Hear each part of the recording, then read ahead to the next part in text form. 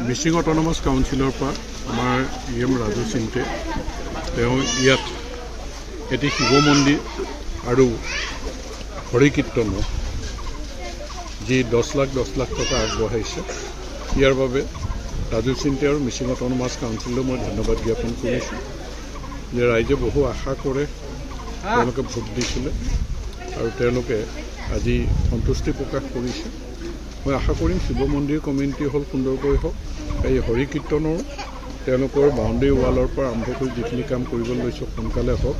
এটা আধ্যাত্মিক চিন্তাৰ পৰিৱেশটো আমাৰ সমাজত আৰু সুদৃঢ় কৰি আমাৰ মাজত শান্তি সম্প্ৰীতি আমাৰ মৰমৰ এনাজৰীডাল আমি টনকিয়াল কৰি আগবাঢ়ি যাব পাৰোঁ।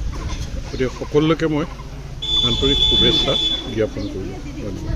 হয়, আমি আজি মিচিং অট'নমাছ কাউন্সিলৰ ফালৰ পৰা 2024-25 বৰ্ষৰ অনুমোদিত আমাৰ জীয়া ভৰলী শিৱ মন্দিৰ যিটো আমাৰ অ'পেন কমিউনিটি হল সেইটো নিৰ্মাণৰ কাৰণে আমি 10 লাখ টকা আমি পাইছোঁ আৰু বামুণীপাম শিৱ মন্দিৰ পকীবেৰ নিৰ্মাণৰ কাৰণে আমি 10 লাখ টকা পাইছোঁ। গতিকে মোৰ ফালৰ পৰা মই মিচিং অট'নমাছ কাউন্সিলক মই ধন্যবাদ জ্ঞাপন কৰিছোঁ। লগতে এই কাৰ্যসূচী সাফল্যমণ্ডিত কৰি তোলাৰ কাৰণে আমাৰ বিধায়ক মহোদয়ে ইয়াত আহি উপস্থিত হৈ আজিৰ এই কাৰ্যসূচী উদ্বোধনী অনুষ্ঠানটি যি সাফল্যমণ্ডিত কৰিলে মই বিধায়ক মহোদয়কো মই বিশেষ ধন্যবাদ জ্ঞাপন কৰিছোঁ।